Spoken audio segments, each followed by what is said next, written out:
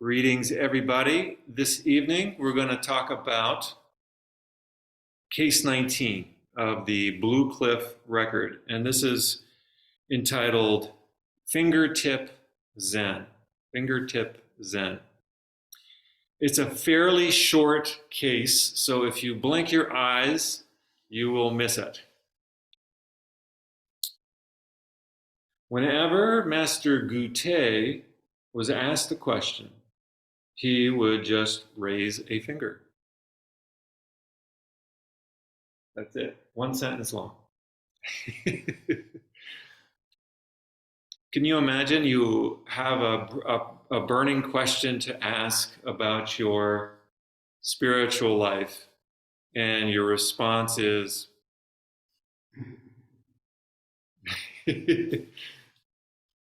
I think it's a beautiful answer, and there are many ways, of course, that this could be interpreted. One of the ways I like to think about this is Zen is very much a body-based approach to understanding life in general. If we're looking for an intellectual response to the question, or to our question, or some kind of logical response, we get a fingertip, the very tip of a finger, which is, if you think about it, it's our physical body. And in the same way, when we're practicing Zazen, it's not so much about what's going on up here. What's going on up here can only help us to the extent that we are taking our time in our practice, not rushing it along, and bringing awareness to our physical body, especially to our posture. As soon as I say posture, as soon as I began to think about the word posture, my back went. I think that's what people often do when you say the word posture. They're just like, okay, that's my posture. But this is the case for Zazen. We're dropping off body and mind, dropping off concepts, and aligning ourselves with gravity. What is the relationship between our body and gravity? And when we get it right, we don't have to put a lot of effort into meditation practice. If we're putting a lot of effort into it, we need to find where the accelerator pedal is and let our foot off of it. Find where the brake pedal is and put our foot on it. And just begin to slow down a little tiny bit. It's really Zazen is really the experience of slowing down. Or there was a cartoon that my teacher used to have on her corkboard at the entrance of our Zendo in Pennsylvania. It said, the caption read, "Spiritual experience ahead, speed limit 0." Right? So it's not about a destination in the future, coming back. There is a wonderful comic about this koan case that really helps to illuminate some of the context of Master Gutei. Gutei, of course, is the Japanese pronunciation of a Chinese name. The Chinese name is a little bit different, so you'll see it here in this comic. One finger Zen. And these images on the slideshow come from the book Zen Speaks, one of my favorite books. When I started getting into it, my teacher had this book laying around. And when I opened it up, all of these koan cases started to make much more sense. One, because they are in a comic form.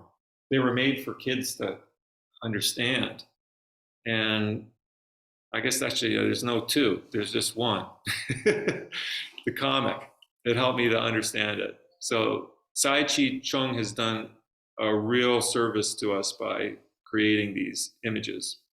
And he's done them not only for Zen, but also for Taoist and Confucian texts as well.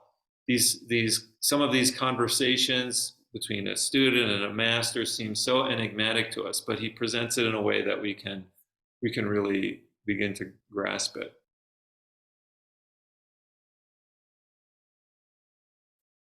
Okay, so in Chinese, Gutei is Juzhi.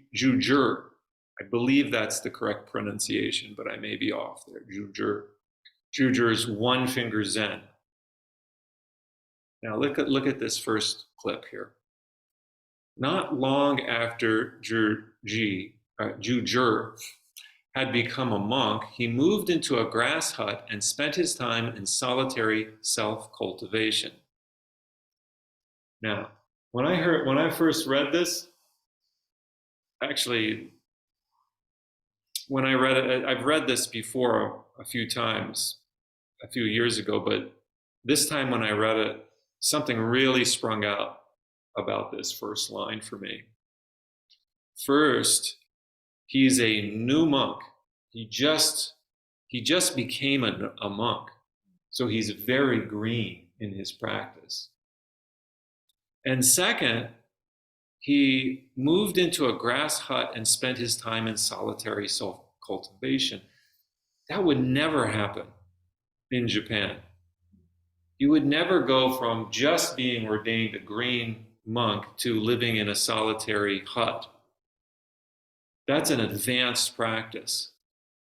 So here is this, from my perspective, here is this monk just being ordained, and now he's already living in a hut by himself. In other practices, maybe they do that, I don't know. But in the Japanese Soto tradition, it's very much a communal-based form of practice. And it's considered very advanced to be able to practice by yourself. That's only if you've really, you've mastered already living in a community. There's no Sangha if you're just living by yourself. You need to have the Sangha. And so there's a real disparity between where he's at in his practice and where he's living at. He really should be with other monks as far as I'm concerned. One day, a nun named Shurji approached his hut, walked 3 circles around Juzhi, and said, "Oh, here comes the nun. She's testing him." Don't you love it? There's this test of there is the inclusion of the genders in this story. I think that makes this story even more powerful, more alive. And this nun, listen to what she says. "If you can say just one word, I'll take off my hat to you." She's not going to show any respect to him unless he can prove himself. She must have known, here's this guy, he just was ordained and now he's living all by himself. What does he know? What has he gained? He's sweating it. If you look at that image in the cartoon, he's sweating it. He doesn't know what to say. And he says, he's thinking, I know this is some kind of crafty Zen challenge, but what does it mean? He's really sweating it there. He hasn't done his homework. The nun says, "Since you cannot answer, I'll take leave now." She bows. So the nun bested him.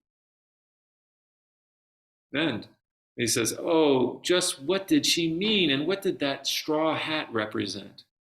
Her hat. She had this conical shaped hat that monks wear when they go on the alms round. He says, "Stumped by a nun. How can I stay here and call this self-cultivation?" He's totally embarrassed. He was bested. And now he's he realizes there's something deep that he hasn't gained from his practice. So that night he packed his things and prepared to head down the mountain at first light. He's sitting there crying. Young monk, you appear troubled. What might be the matter? So here comes this other Zen monk, and he sees him. We don't know anything about this other Zen monk. He just appears. Was he in the dream? Was he a real person? We don't know, but it says that he related this event he related the event of the previous day to this. Seems to be a master. He's got a long beard, seems like white hair, so he's probably an old teacher, or maybe a manifestation in his dreams. We don't know. Gutei says, having the body of a man is useless without the dignity of one. I can't answer even a nun's question. This is really sexist of him to say, of course. We have to acknowledge the sexism here. Yeah, and this is an important critique. We have to be able to be critical of Buddhism in general, and Zen in particular. We need to be able to have a critical eye. We can be critical in the sense that there is some really discriminatory sexist teachings within Buddhism that say that it's better to be born into the body of a man, that's the best place to attain enlightenment. And you can see vestiges of that in this particular conversation. And we can just call it out as a critique of the Zen tradition. It comes from a long history of what most of the religious traditions that are around today have in common, and that is patriarchy. Okay. So the master says, would you like to know the correct answer? And the monk is very sincere. He's sweating. Yes, please tell me, master. And he he lifts up one finger. He says, all truths are here. All truths are here. And Gutei has an insight to this one finger. In this finger of a million transmutations, now it's a real life nun with a smiling face. Now the bawling masses, it changes. That finger changes. Now the bawling masses. Now it's a babbling brook that instantaneously transforms itself into 1,000 butterflies. Now it's a lofty mountain peak. Now it's a treacherous cliff. What is this? What is this? Before we go any further, really, what is it? This finger pointing, or this finger, what is this finger representing? That could be, yes, that could be the myriad things wrapped into one. We say that the many, this is a straight up Buddhist teaching, Zen teaching, is that the many are in the one, and the one is in the many. The myriad things contain the one. The myriad things contain the one. There is no separation. There's continual unity there, and there is your one. There's constant. It's washing the dishes. Right? I was cleaning up cast iron pot this evening before I came here, and I was thinking, this is Gutei's one finger. I was going to sit Zazen, and Malcolm said, Dad, let's go play a game. There's Gutei's one finger. I came to sit Zazen, there's Gutei's one finger. It just keeps shifting and changing. The forms keep changing, but there's a unity underlying it. What messes us up is our minds thinking, if it was just this, then. If then thinking, if it was just this, then I would understand. But whatever is right now is the manifestation of the one. I don't know if that makes sense. it may not make total sense. We can try to make logic out of it, but then we leave and we go to our car, and that's the finger, right? That's the finger right there. It never departs. The one never departs. It's the mind that departs from this finger. This, what the finger represents, the mind departs from it. And we get caught up in thinking this is good and this is bad. Make discriminating thoughts. Back it goes again to being a still, silent summit towering above. And if you raise your head, a breeze will fill your ears. There's a lot of people who want to practice Zen for that quiet, the solitude, the stillness, and we have that maybe a little experience of peace. That's it too. It's not limited to that, but that's part of it. That's one face. Gutei says, I understand now, Master, and he's bowing deeply, sweating and crying. The one is all things, and all things are the one. Look at what happens in the next block. The master disappears. Was he really? Was he there? Was he a figment of this monk's mind? We don't know. Master, he's gone. We don't know. We don't know about this master. How did he appear? Was he in a dream? Was he a real person? From this time forward, and this is where the koan begins, from this time forward, whenever the Zen master Jujur was asked about the Buddha Dharma, he simply brought out his thumb and said, this. What is the Buddha Dharma? And there is a short commentary on this. The many have one essence. This is kind of the summary of what this story is about. The many have one essence, and the one has many manifestations. Let me say that again. The many, the myriad things, everything has one essence. And the one essence has many manifestations. There are innumerable differences among things in the world, and yet everything originates in one source. The world is a finger, so there is no difference between a finger and the myriad things.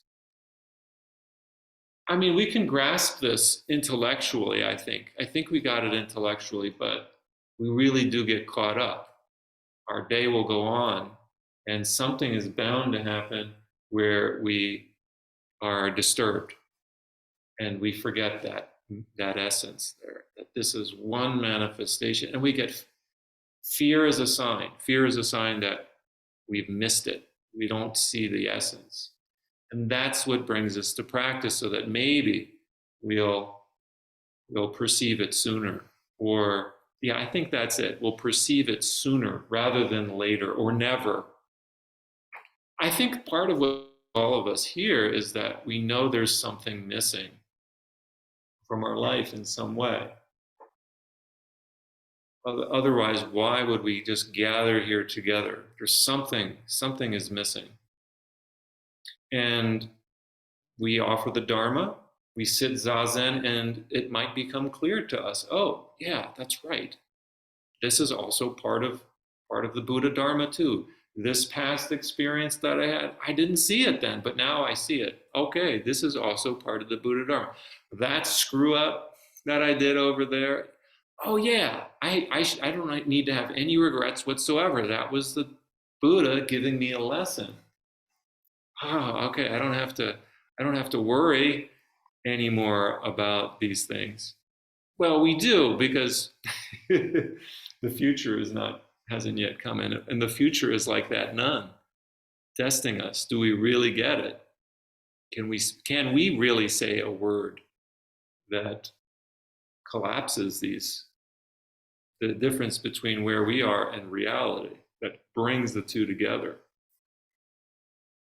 Maybe. I don't know if I'll be able to do that, consistently all of the time, but that is my desire. And that's why we offer the practice, so that we can maybe be in a better place to do that. But even if not, it's also the practice is here so that we can remember, oh yeah, that's right.